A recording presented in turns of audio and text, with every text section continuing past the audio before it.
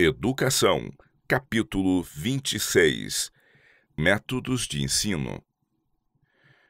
Para dar aos simples prudência e aos jovens conhecimento e bom siso. Durante séculos, a educação tem tido que ver especialmente com a memória. Esta faculdade foi sobrecarregada ao extremo, enquanto outras faculdades mentais não foram desenvolvidas de maneira correspondente. Os estudantes têm empregado seu tempo em entulhar laboriosamente o espírito de conhecimentos dos quais pouco poderiam utilizar. A mente, carregada desta maneira com aquilo que ela não pode digerir e assimilar, enfraquece-se, torna-se incapaz de um esforço vigoroso e confiante em si, e contenta-se com depender do juízo e percepção de outrem. Notando os inconvenientes deste método, alguns têm ido para o outro extremo. Segundo sua opinião, o homem necessita apenas desenvolver aquilo que tem dentro de si. Tal educação conduz o estudante à presunção, separando-o assim da fonte do verdadeiro poder e conhecimento. A educação que consiste no exercício da memória, com a tendência de descoroçoar o pensamento independente, tem uma influência moral que é pouco tomada em conta. Ao sacrificar o estudante, a faculdade de raciocinar e julgar por si mesmo torna-se incapaz de discernir entre a verdade e o erro, e cai fácil presa do engano. É facilmente levado a seguir a tradição e o costume. É um fato largamente ignorado, ainda que não deixe de haver sempre perigo nisso, que o erro raramente aparece como aquilo que realmente é. É misturando-se com a verdade ou apegando-se a ela que alcança a aceitação. O comer da árvore da ciência do bem e do mal causou a ruína de nossos primeiros pais. E a aceitação da mistura do bem e do mal é hoje a ruína de homens e mulheres. O espírito que confia no juízo de outrem, mais cedo ou mais tarde, será por certo transviado. A capacidade de discernir entre o que é reto e o que não é, podemos possuí-la unicamente pela confiança individual em Deus. Cada um deve aprender por si com auxílio dele, mediante a sua palavra. A nossa capacidade de raciocinar foi nos dada para que a usássemos, e Deus quer que seja exercitada. Vinde então e argui-me, ele nos convida. Confiando nele, podemos ter sabedoria para rejeitar o mal e escolher o bem. Em todo o verdadeiro ensino, o elemento pessoal é essencial. Cristo, em seu ensino, tratava com os homens individualmente. Foi pelo trato e convívio pessoal que ele preparou os 12. Era em particular e muitas vezes a um único ouvinte que dava suas preciosas instruções. Ao honrado rabi na conferência noturna no Monte das Oliveiras, a desprezada mulher junto ao poço de Sicar, abriu ele seus mais ricos tesouros, pois descobriu nesses ouvintes o coração apto a ser impressionado, a mente aberta, o espírito pronto para receber. Mesmo a multidão que tantas vezes lhe dificultava os passos, não era para Cristo uma massa indistinta de seres humanos. Falava diretamente a cada espírito e apelava para cada coração. Observava a fisionomia dos ouvintes, notava-lhes a iluminação do semblante, o instantâneo e respondente olhar que dizia haver a verdade atingido a alma, e então vibrava-lhe no coração uma corda correspondente de jubilosa simpatia. Cristo discernia possibilidades em todo ser humano. Ele não se afastava por causa de um exterior não prometedor ou por ambientes desfavoráveis. Chamou a Mateus da alfândega e Pedro e seus irmãos do bote de pesca para aprenderem com ele. O mesmo interesse pessoal, a mesma atenção para com o desenvolvimento individual são necessários na obra educativa hoje.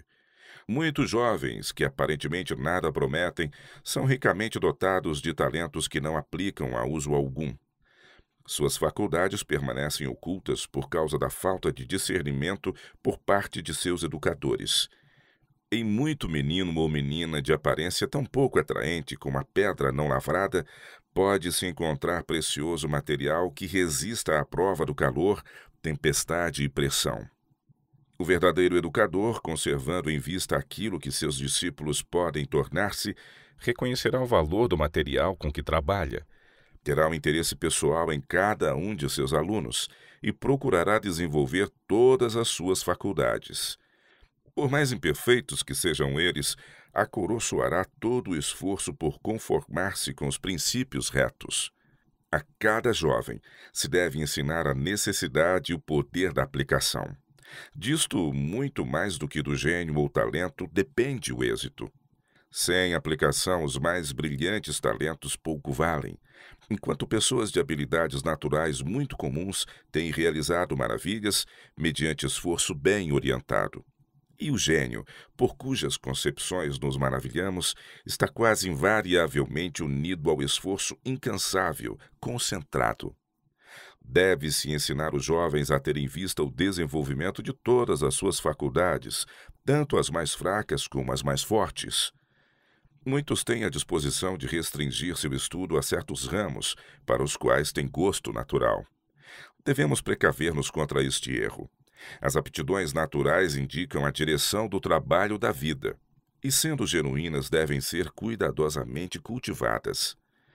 Ao mesmo tempo, deve ter-se sempre em vista que um caráter bem equilibrado e o trabalho eficiente em qualquer ramo dependem em grande parte daquele desenvolvimento simétrico, que é o resultado de um ensino profundo e amplo. O professor deve constantemente ter como objetivo a simplicidade e a eficiência.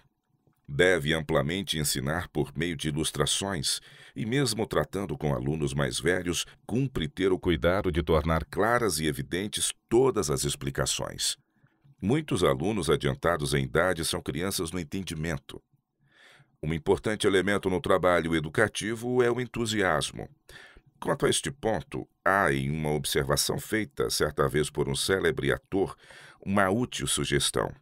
O arcebispo de Cantuária fizera-lhe a pergunta por que os atores em uma representação interessam seu auditório tão poderosamente falando de coisas imaginárias, enquanto os ministros do Evangelho muitas vezes tão pouco interessam aos seus, falando de coisas reais. Com a devida submissão a Vossa Excelência, replicou o autor, permita-me dizer que a razão é clara, está no poder do entusiasmo.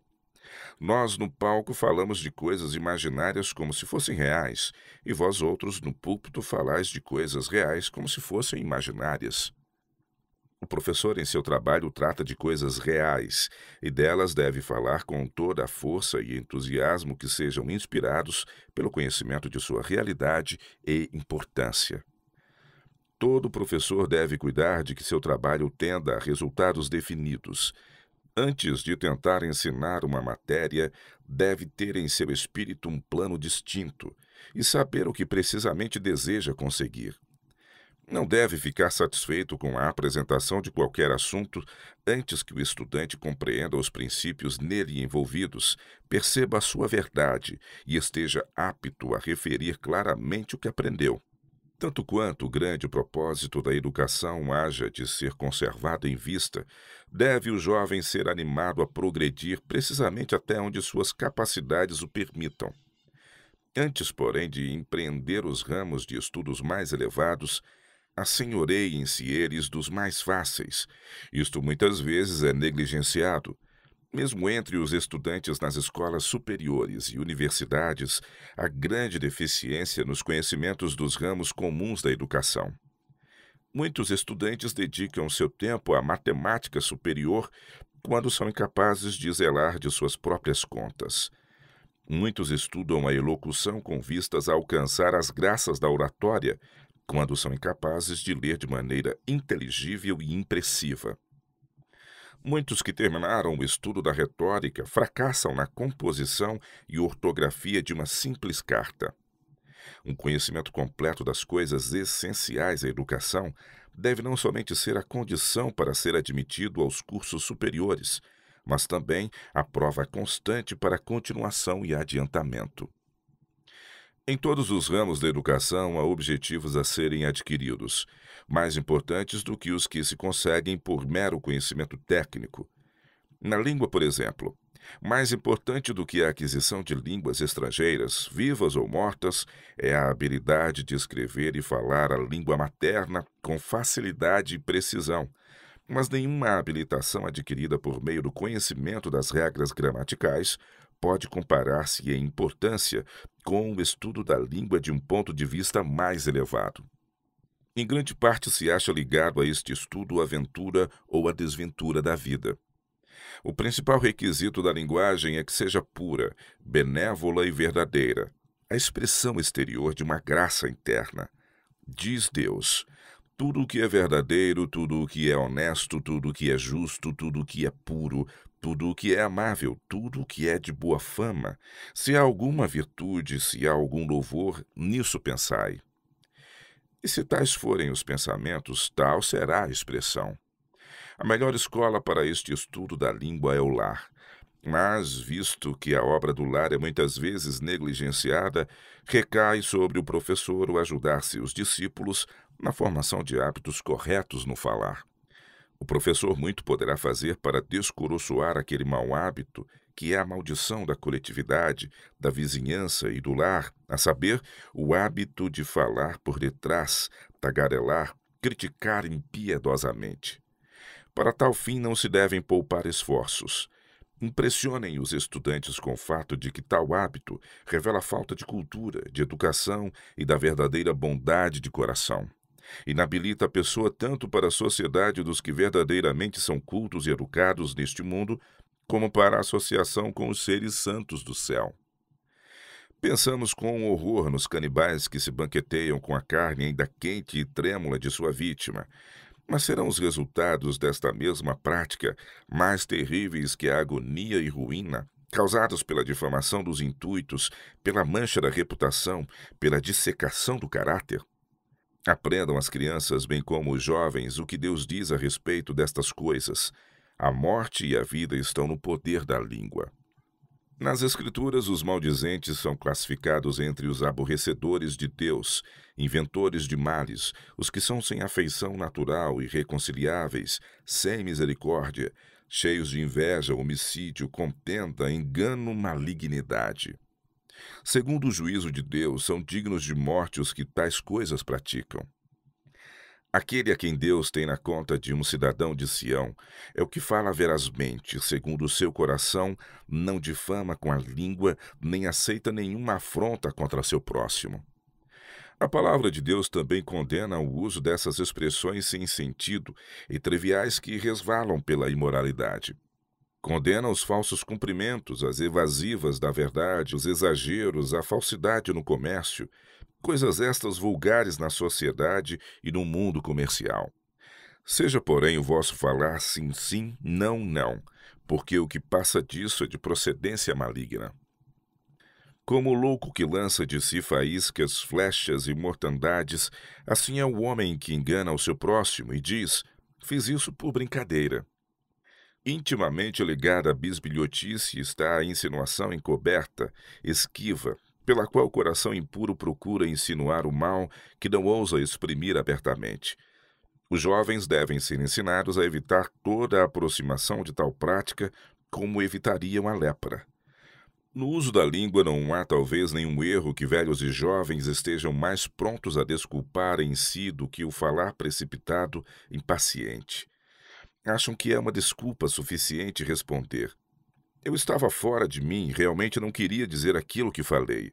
Mas a palavra de Deus não trata disto levianamente. As Escrituras dizem: tens visto um homem precipitado nas suas palavras? Maior esperança há de um tolo do que dele. Como a cidade derribada que não tem muros, assim é o homem que não pode conter o seu espírito. Em um momento, pela língua precipitada, apaixonada, descuidosa, pode-se perpetrar um mal que o arrependimento de uma vida toda não poderá desfazer. Oh, quantos corações dilacerados, amigos alheiados, vidas arruinadas por causa das palavras ásperas, precipitadas daqueles que poderiam ter trazido auxílio e alívio. Há alguns cujas palavras são como pontas de espada, mas a língua dos sábios é saúde. Um dos característicos que devem ser especialmente acariciados e cultivados em toda a criança é aquele esquecimento de si mesmo que comunica à vida certa graça inconsciente. De todas as excelentes qualidades de caráter, esta é uma das mais belas e, para todo verdadeiro trabalho, é uma das mais essenciais qualificações. As crianças necessitam de receber demonstrações de apreço, simpatia, animação, mas deve ter-se cuidado em não alimentar nelas o amor ao louvor. Não é prudente fazer-lhes especial referência ou repetir diante delas seus ditos inteligentes. O pai ou professor que tem em vista o verdadeiro ideal do caráter e as possibilidades de o alcançar não pode acariciar ou fomentar o sentimento de presunção. Não incentivará nos jovens o desejo ou esforço de exibir sua habilidade ou perfeição. Aquele que olha para o que é mais alto do que ele próprio há de ser humilde. Contudo, possuirá aquela dignidade que não se desvaloriza ou se confunde ante uma exibição exterior ou grandeza humana. Não é por leis ou regras arbitrárias que as graças do caráter se desenvolvem. É pela permanência na atmosfera do que é puro, nobre e verdadeiro. E onde quer que haja pureza de coração e nobreza de caráter, revelar-se-ão na pureza e nobreza das ações e do falar. O que ama a pureza do coração e tem graça nos seus lábios, terá por seu amigo o rei. E assim como é com a língua, é com todos os outros estudos. Podem ser dirigidos de tal maneira que propenderão ao fortalecimento e à formação do caráter. Quanto a nenhum outro estudo, isto é mais verdade do que em relação ao de história. Considere-se este estudo do ponto de vista divino. Conforme muitas vezes é ensinada, a história é pouco mais do que um relatório sobre o surgimento e queda de reis, intrigas das cortes, vitórias e derrotas de exércitos, toda uma narrativa de ambição e avidez, engano, crueldade e mortandade.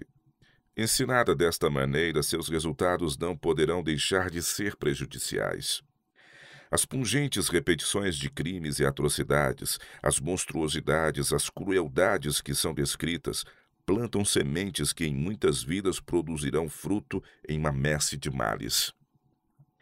Muito melhor é aprender à luz da profecia de Deus, as causas que determinam o surgimento e queda de reinos. Estudem os jovens estes relatos e vejam como a verdadeira prosperidade das nações tem estado relacionada com a aceitação dos princípios divinos. Estudem a história dos grandes movimentos reformadores e vejam quantas vezes estes princípios, posto que odiados e desprezados, e conduzidos os seus defensores à masmorra e ao cadafalso, têm triunfado mediante estes mesmos sacrifícios.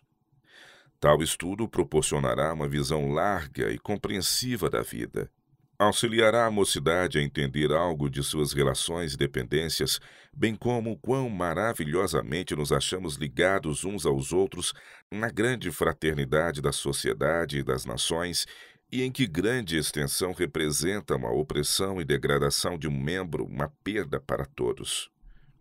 No estudo dos números deve o trabalho ser prático, que se ensine cada jovem e criança não simplesmente a resolver problemas imaginários, mas fazer com precisão as contas de seus próprios ganhos e gastos, que aprendam o devido uso do dinheiro usando-o, quer seja suprido por seus pais, quer seja ganho por eles mesmos, aprendam os moços e as moças a escolher e comprar sua própria roupa, seus livros e outras coisas necessárias, e fazendo um registro de suas despesas, aprenderão como não fariam de qualquer outra maneira o valor e o uso do dinheiro. Este ensino auxiliá-los a distinguir a verdadeira economia da mesquinhez de um lado e do outro da prodigalidade.